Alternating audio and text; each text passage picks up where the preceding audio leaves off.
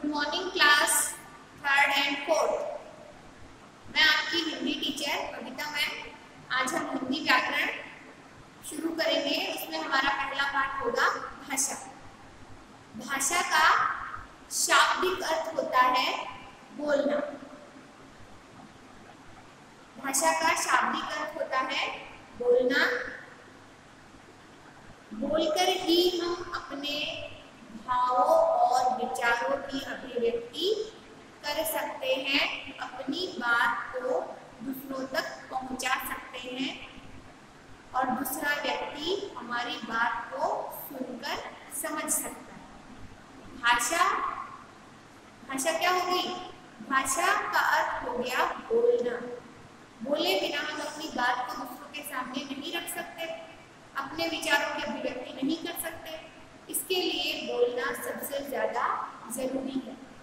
और भाषा ही वह माध्यम है जिसके द्वारा हम अपने भावों और विचारों को बोलकर अथवा लिखकर दूसरों के सामने प्रकट करते हैं।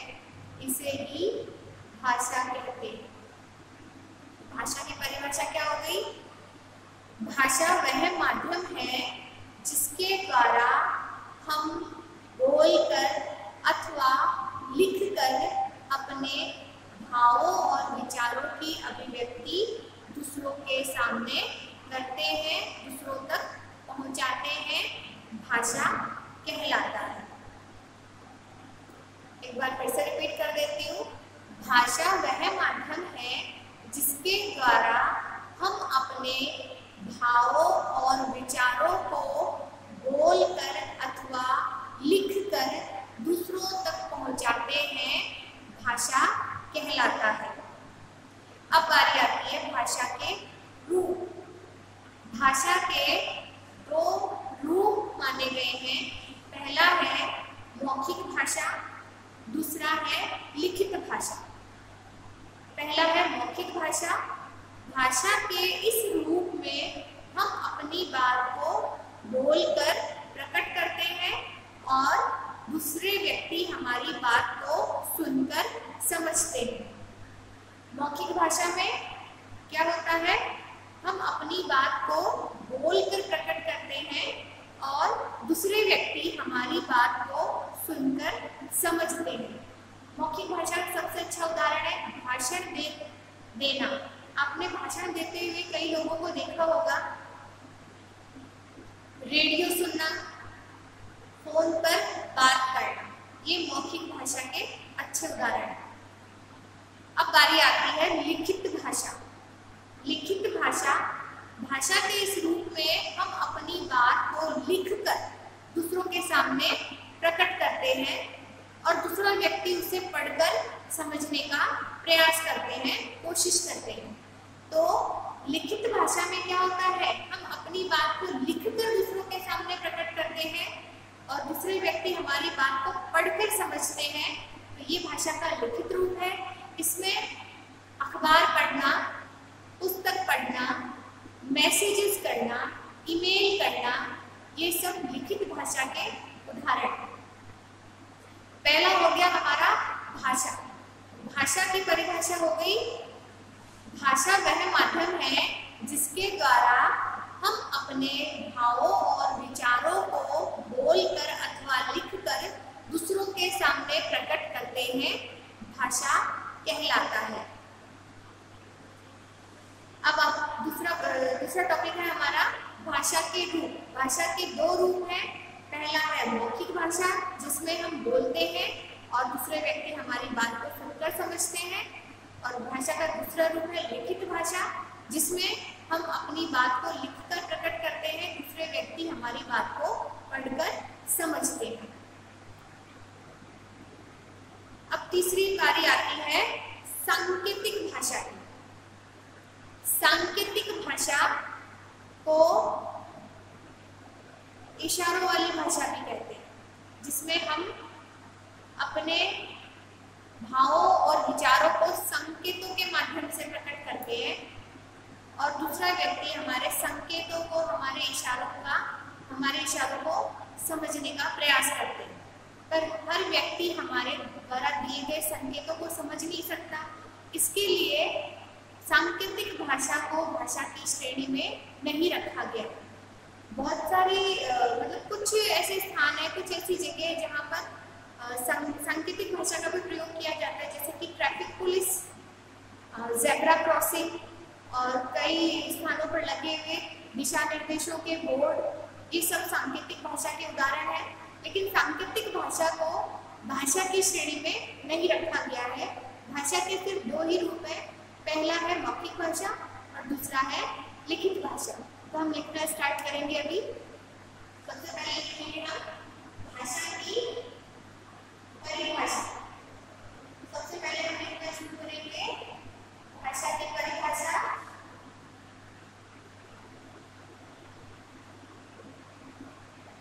भाषा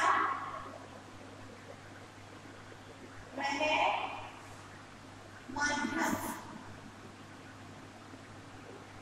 भाषा वह माध्यम है जिसके द्वारा, भाषा वह माध्यम है जिसके द्वारा हम अपने भावों, हम अपने भावों और हम अपने भावों और विचारों, हम अपने भावों और विचारों को बोलकर, हम अपने भावों और विचारों को बोलकर अथवा लिखकर, हम अपने भावों और विचारों को बोलकर अथवा लिखकर दूसरों के सामने प्रकट करते हैं।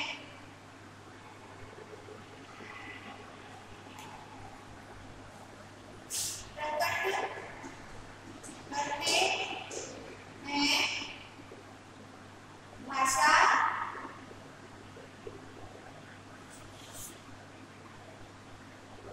कहलाता है। देखिए भाषा की परिभाषा, भाषा वह माध्यम है जिसके द्वारा हम अपने भावों और विचारों को बोलकर अथवा लिखकर दूसरों के सामने प्रकट करते हैं, भाषा कहलाता है। ठीक है, अब आता है भाषा के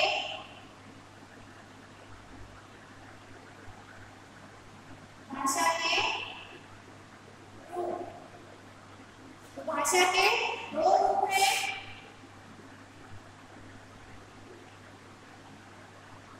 भाषा के दो रूप होते हैं। पहला है मौखिक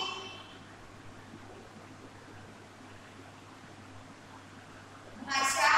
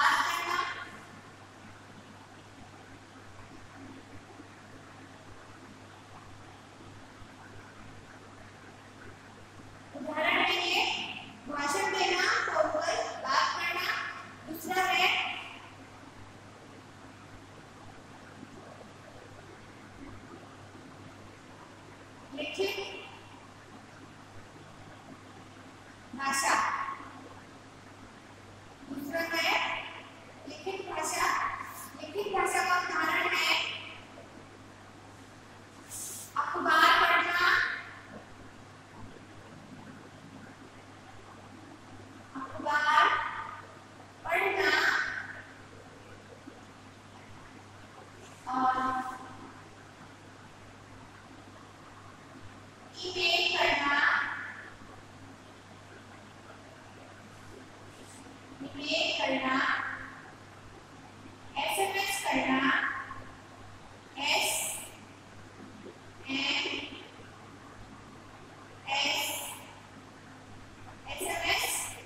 करना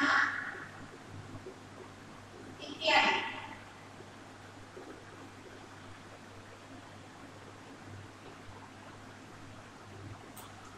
देखिए भाषा के रूप में भाषा के दो रूप होते हैं। पहला है मौखिक भाषा, उदाहरण है इसका भाषण देना, फोन पर बात करना। दूसरा है लिखित भाषा, इसका उदाहरण है अखबार पढ़ना, ईमेल करना, एसएमएस करना इत्यादि। भाषा की परिभाषा, फिर भाषा के रूप, फिर आता है सांकेतिक भाषा।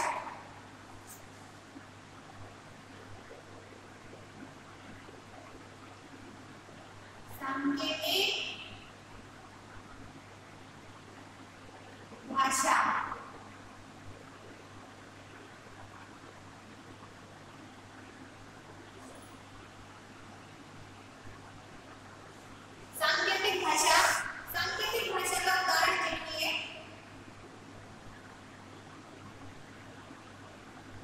सांकेतिक भाषा का उदाहरण है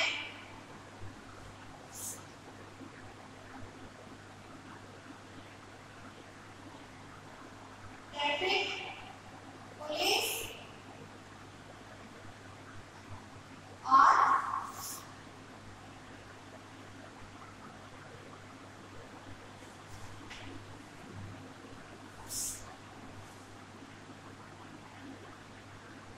ज़ेब्रा क्रॉसिंग।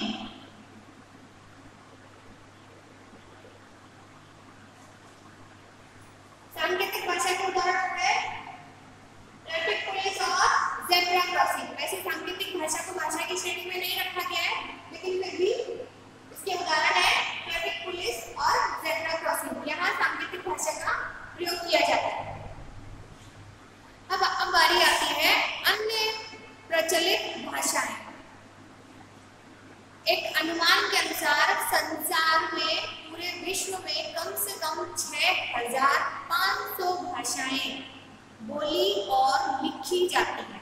पूरे विश्व में कम से कम 6,500 भाषाएं बोली जाती है और लिखी जाती हैं। इनमें से कम 22 भाषाएं 22 भाषाएं तो हमारे भारत देश में ही बोली और लिखी जाती है। कम से कम 22 भाषाओं का प्रयोग हमारे देश में किया जाता है बोलने में और लिखने में, क्योंकि यहाँ भारत एक विविधता वाला देश है। विभिन्नता, यहाँ पर अनेक तरीके के रीति रिवाज है, परंपराएं हैं, हर एक राज्य की अपनी बोली है। तो जैसा राज्य है वैसे उसकी भाषा। कम से कम 22 भाषाएं हैं जो भारत में बोली जाती है और लिखी जाती है।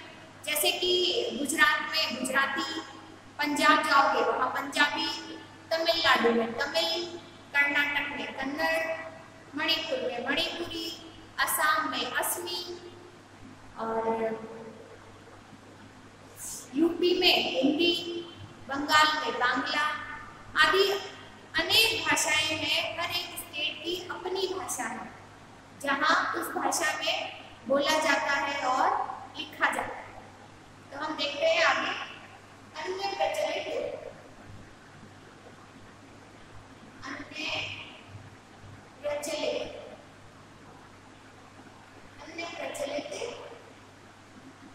भाषाएं। अन्य प्रचलित भाषाएं इसमें आता है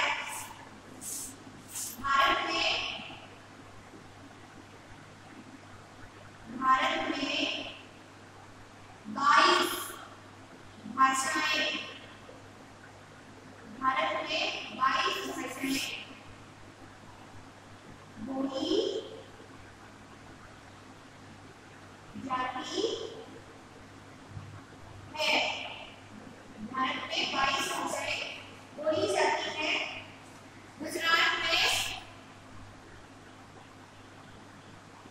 गुजरात में गुजराती,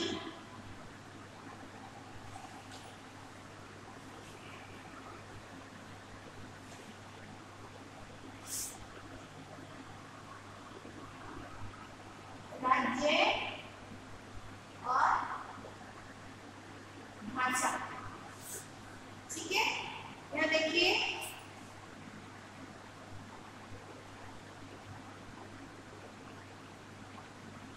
गुजरात में गुजराती,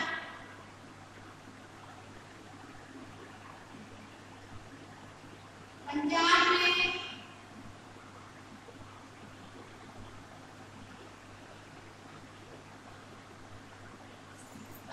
में पंजाबी, गुजरात में गुजराती, पंजाब में पंजाबी,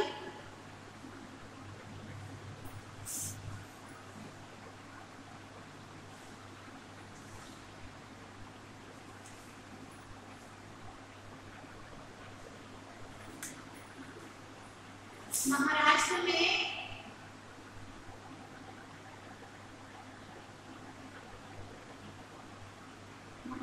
में मराठी, तमिलनाडु में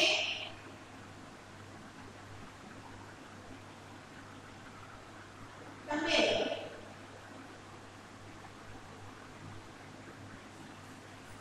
गुजरात में गुजराती, पंजाब में पंजाबी, महाराष्ट्र में मराठी, तमिलनाडु में तमिल। इस तरीके से कर्नाटक में कन्नड़ बोली जाती है, मणिपुर में मणिपुरी बोली जाती है, असम में असमी बोली जाती है, बंगाल में बांग्ला भाषा बोली जाती है।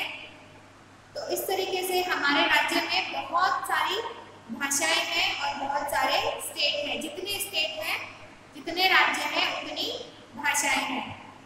इसी तरीके से संसार में भी इसी तरीके से संसार में भी हर एक देश की अपनी भाषा है। जैसे कि इंग्लैंड में अंग्रेजी बोली जाती है, अमेरिका में अंग्रेजी बोली जाती है, और जापान में जापानी बोली जाती है, स्पेन में स्पेनिश बोली जाती है, चीन में चीनी मंडारिन बोली जाती है। इस तरीके से हर एक देश की भी अपनी भाषा है और भारत देश की भी अपनी अलग भाषाएं हैं। अब भारत देश में भी अपने हर राज्य की अपनी अलग भाषा है। तो भारत में 22 भाषाओं का प्रयोग लिखने में और बोलने में किया जाता है। इतनी भाषाएं होने के बाद भी भारत में सबसे ज्यादा जो भाषा बोली जाती है वो है हिंदी भाषा। इतनी भाषाओं का प्रयोग होने के बाद भी भारत में सबसे ज्यादा बोले जाने वाली भाषा हिंदी भाषा है और हिंदी भाषा को राजभाषा के रूप में स्वीकार किया गया है। जितने भी हमारे शासन से संबंधित, हमारे राज से संबंधित, शासन से संबंधित कार्य होते हैं, राजकाज के कार्य होते हैं, वो सारे हिंदी भाषा में किए जाते हैं। और हर साल हम 14 सितंबर को हिंदी दिवस के रूप में मनाते हैं।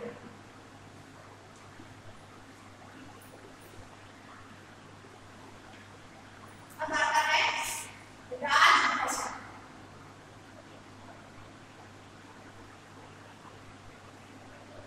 राजभाषा हिंदी को सबसे ज्यादा हिंदी बोलने के कारण देश में हिंदी को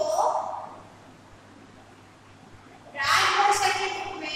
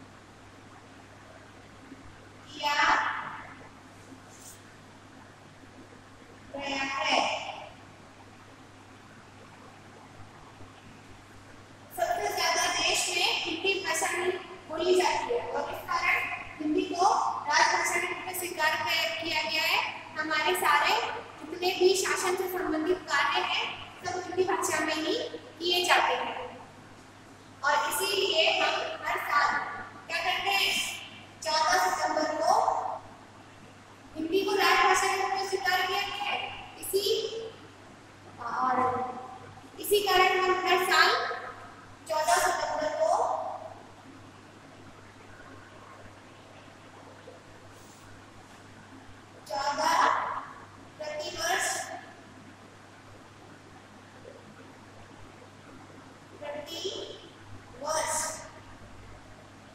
14 सितंबर को हिंदी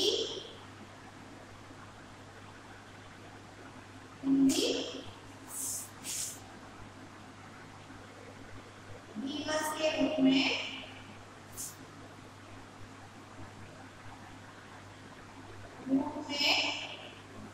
मनाते हैं। सबसे ज्यादा हिंदी भाषा बोली जाती है और इसी कारण हम हर साल 14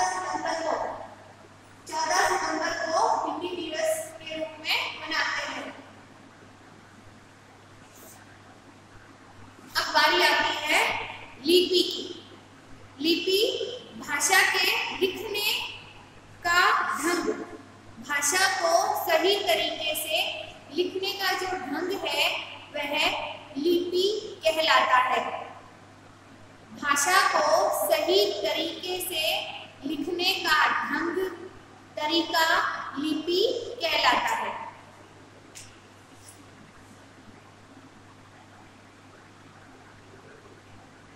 लिपि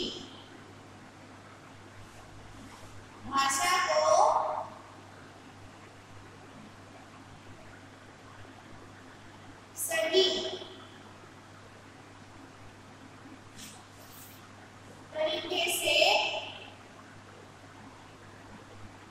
को सही तरीके से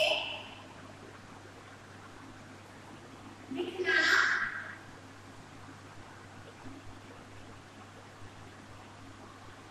लिपि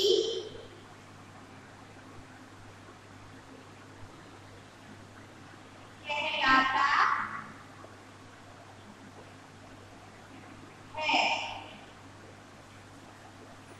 लिपि भाषा को सही तरीके से लिखना लिपि कहलाता है।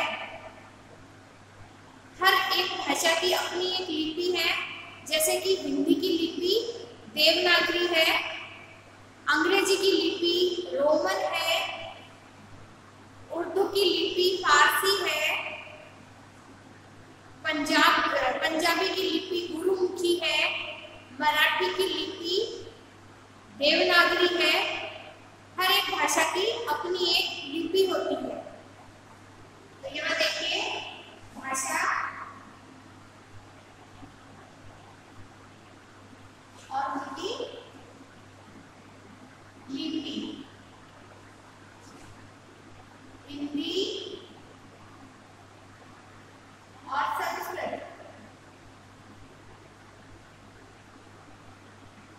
हिंदी और संस्कृत की लिपि देवनागरी।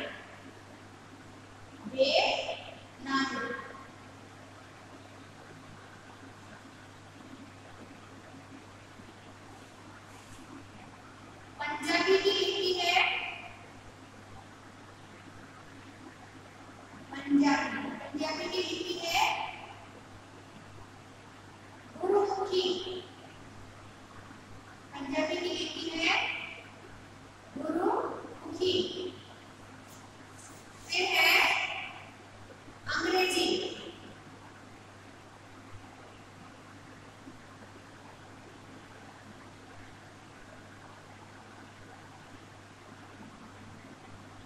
अंग्रेजी की लिपि है रोमन। अंग्रेजी की लिपि है रोमन और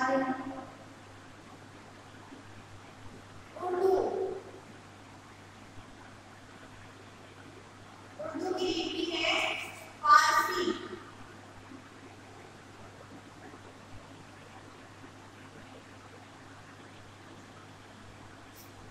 देखिए लिपि भाषा को सही तरीके से लिखना लिपि कहलाता है। भाषा है हिंदी और संस्कृत, इसकी लिपि है देवनागरी। पंजाबी की लिपि है गुरुमुखी। अंग्रेजी की लिपि है रोमन। उर्दू की लिपि है फारसी। ऐसी अनेक भाषाएं हैं जिनकी अपनी अपनी लिपि होती है और उनको उनकी लिपि के अनुसार ही लिखा जाता है। राजभाषा हिंदी भाषा में ही हमारा सारा राजकाज का कार्य भाषा ही पूरे देश में सबसे ज्यादा बोली जाती है, इसके लिए हिंदी हिंदी को राजभाषा के रूप में स्वीकार किया गया है। हिंदी भाषा को राजभाषा के रूप में स्वीकार किया गया है और प्रति वर्ष 14 सितंबर को हिंदी दिवस के रूप में मनाते हैं। 14 सितंबर को हिंदी दिवस के रूप में मनाते हैं।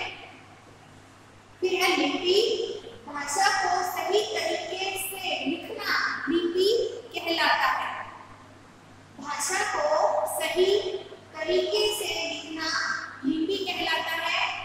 हर एक भाषा की अपनी लिपि है, जैसे कि हिंदी और संस्कृत की लिपि है देवनागरी, पंजाबी की लिपि है गुरुमुखी, अंग्रेजी की लिपि है रोमन, उर्दू की लिपि है फारसी। अब बात करते हैं हम व्याकरण की। व्याकरण वह माध्यम है जो हमें भाषा को शुद्ध रूप से बोलना, लिखना और पढ़ना सिखाता है। व्याकरण के द्वारा हम भाषा को शुद्ध रूप से बोलना, लिखना और पढ़ना समझते हैं। जो हमें इन सब चीजों का ज्ञान करवाता है वह व्याकरण है। जैसे कि अगर आप बोलते हैं कि मोहन गाना गाती है, अपने आप में अशुद्ध वाक्य है, क्योंकि मोहन एक पुल्लिंग शब्द है और गाना गाती है एक स्त्रीलिंग शब्द है। तो मोहन पुल्लिंग है और स्त्रीलिंग दोनों एक साथ नहीं हो सकते। इसके लिए इसका शुद्ध रूप क्या हो गया? मोहन गाना गाता है। लड़की विद्यालय जाता है, अशुद्ध है, तो इसका सही रूप क्या होगा? लड़की विद्यालय जाती है। तो व्याकरण वह साधन है जो हमें भाषा को शुद्ध रूप से बोलना, लिखना और पढ़ना सिखाता है, उसे व्याकरण कहते हैं। देखिए व्याकरण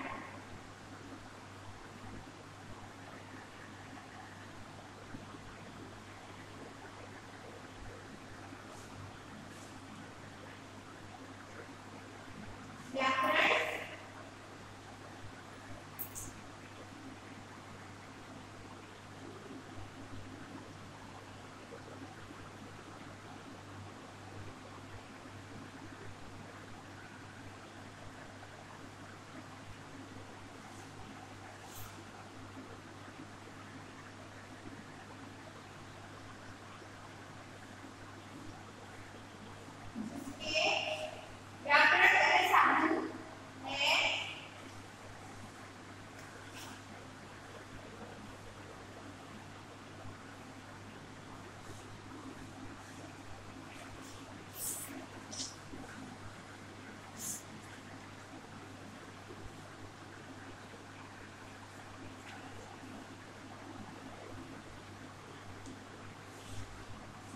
वह साधन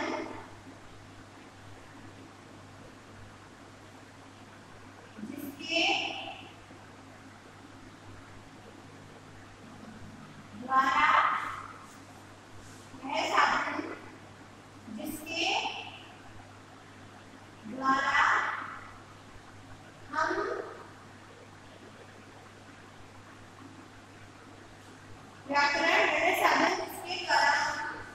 भाषा को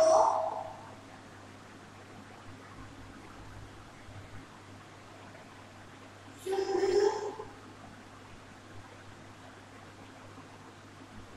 रूप से बोलना,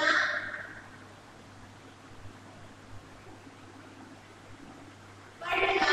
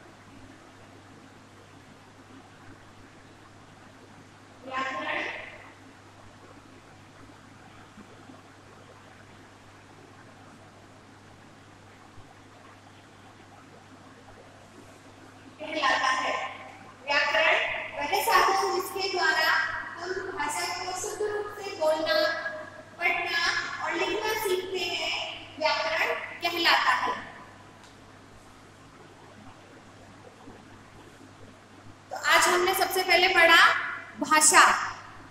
भाषा रिपीट कर लेते हैं, क्या क्या टॉपिक आज हमने पढ़े। भाषा, भाषा की परिभाषा क्या है। भाषा वह माध्यम जिसके द्वारा हम अपने भावों और विचारों को दूसरों के सामने बोलकर अथवा लिखकर प्रकट करते हैं, भाषा कहलाता है। दूसरा है भाषा के लिखित, भाषा के रूप। भाषा के दो रूप होते हैं, पहला है मौखिक भाषा, दूसरा है लिखित भाषा। फिर आती है सांकेतिक भाषा। सांकेतिक भाषा जिसका उदाहरण है ट्रैफिक पुलिस और ज़ेब्रा क्रॉसिंग। उसके बाद आता है अन्य प्रचलित भाषाएं। तो भारत में 22 आधिकारिक भाषाएं हैं जो लिखी और बोली जाती है, जिसमें गुजरात में गुजराती, महाराष्ट्र में मराठी, आसाम में असमी, मणिपुर में मणिपुरी, कर्नाटक में कन्नड़, महाराष्ट्र में मराठी। ऐसे ही हर एक राज्य की अपनी एक भाषा है। इसके बाद इतनी भाषा होने के बावजूद देश में सबसे ज्यादा हिंदी भाषा का प्रयोग किया जाता है और हिंदी को हमने राजभाषा के रूप में स्वीकार किया है। हिंदी को राजभाषा के रूप में स्वीकार किया गया है और प्रतिवर्ष 14 सितंबर को हम हिंदी दिवस के रूप में मनाते हैं। उसके बाद आता है लिपि। भाषा को सही तरीके से लिखना, सही ढंग से लिखना लिपि कहलाता है। और इसमें है हिंदी और संस्कृत की लिपि देवनागरी, पंजाबी की लिपि गुरुमुखी, अंग्रेजी की लिपि रोमन, उर्दू की लिपि फारसी। इसके बाद आता है व्याकरण। व्याकरण वह साधन है जिसके द्वारा हम भाषा को शुद्ध रूप से बोलना, पढ़ना और लिखना सीखते हैं, उसे व्याकरण कहते हैं या व्याकरण कहलाता है। व्याकरण वह साधन जिसके द्वारा हम भाषा को शुद्ध रूप से बोलना, पढ़ना और लिखना सीखते हैं, व्याकरण कहलाता है। अब हम इन सब जितने भी हमने टॉपिक पढ़े हैं इनसे जुड़े हुए कुछ अभ्यास प्रश्न करेंगे।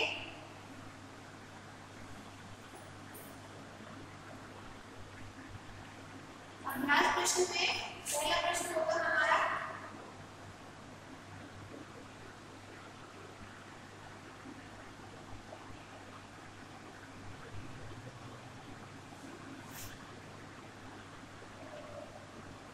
किस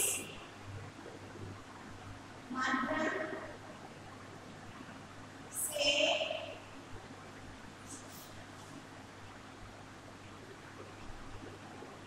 भावों और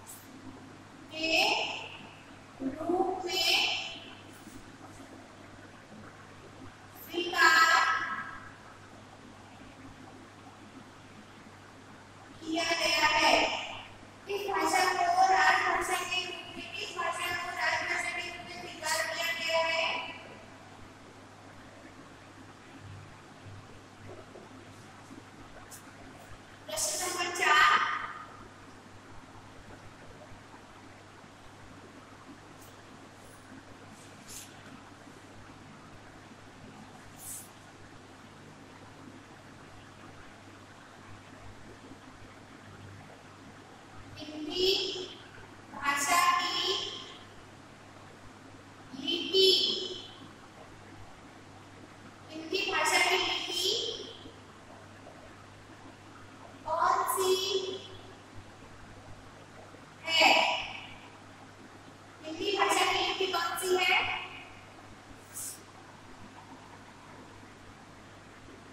प्रश्न नंबर 5, हिंदी दिवस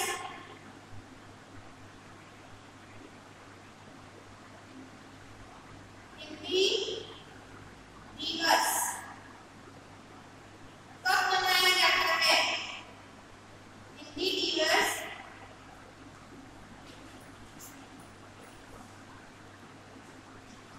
हिंदी दिवस कब मनाया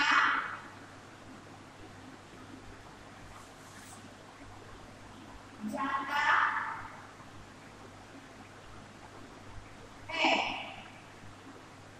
प्रश्न 5 है हमारा, हिंदी दिवस कब मनाया जाता है?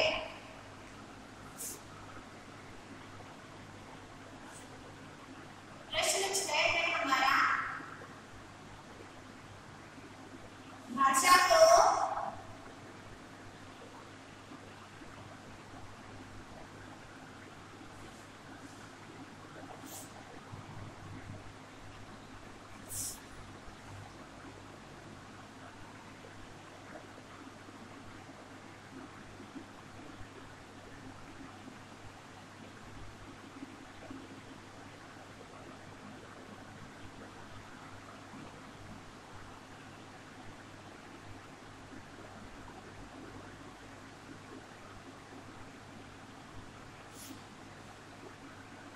भाषा को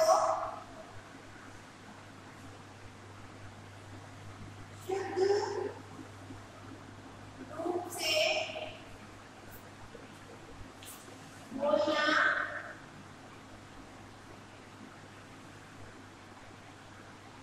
और भाषा को शुद्ध रूप से बोलना और लिखना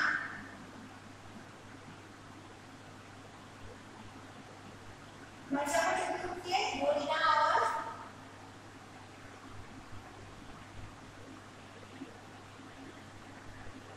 लिखने का ज्ञान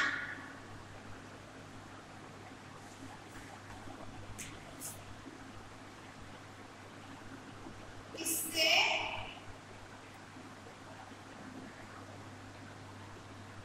प्रश्न नंबर 6, भाषा के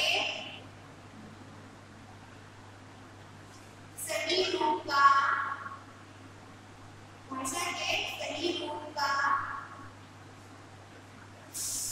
ज्ञान कौन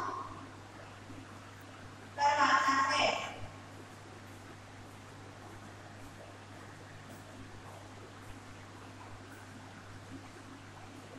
प्रश्न 6 है हमारा, भाषा के सही रूप भाषा के सही रूप का भाषा के सही रूप का ज्ञान कौन करवाता है? पहला प्रश्न है हमारा, किस माध्यम से भावों और विचारों को प्रकट किया जाता है? तो इसका उत्तर होगा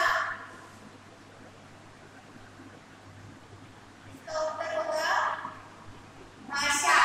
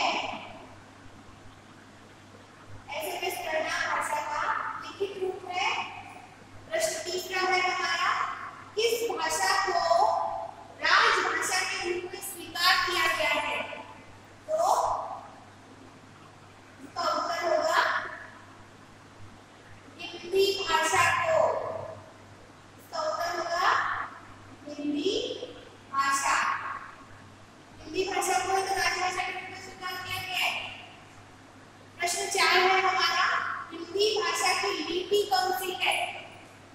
हिंदी भाषा की लिपि होगी, उत्तर नंबर 4 देखिए, हिंदी भाषा की लिपि है देवनागरी। हिंदी भाषा की लिपि है देवनागरी। प्रश्न नंबर 5 देखिए, हिंदी दिवस कब मनाया जाता है? तो हिंदी दिवस कब मनाया जाता है? उत्तर नंबर 5 देखिए, 14 सितंबर। 14 सितंबर को मनाया जाता है दिवस, 14 सितंबर। प्रश्न नंबर 6 है, भाषा के सही रूप का ज्ञान कौन करवाता है? उत्तर नंबर 6 देखिए, भाषा के सही रूप का ज्ञान कौन करवाता है हमें? व्याकरण। भाषा के सही रूप का ज्ञान हमें व्याकरण करवाता है।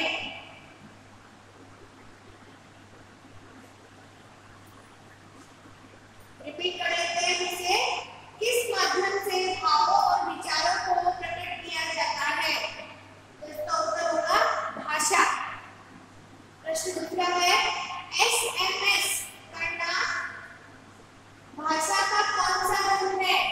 तो ये भाषा का लिखित रूप है। प्रश्न नंबर 3, किस भाषा को राजभाषा के रूप में स्वीकार किया गया है? तो उत्तर होगा हिंदी भाषा। प्रश्न नंबर 4, हिंदी भाषा की लिपि कौन सी है? हिंदी भाषा की लिपि देवनागरी है। प्रश्न नंबर 5, हिंदी दिवस कब मनाया जाता है? प्रतिवर्ष 14 सितंबर। प्रश्न नंबर 6, भाषा के सही रूप का ज्ञान कौन करवाता है? तो उत्तर होगा हमारा व्याकरण। भाषा के सही रूप का ज्ञान हमें व्याकरण करवाता है। तो आज का वीडियो हमारा यहीं तक है। अभ्यास प्रश्न को बार-बार अभ्यास कीजिएगा, अभ्यास प्रश्न का। अगली क्लास में मिलते हैं एक नए वीडियो के साथ। तब तक अपना ध्यान रखिए। खुश रहिए।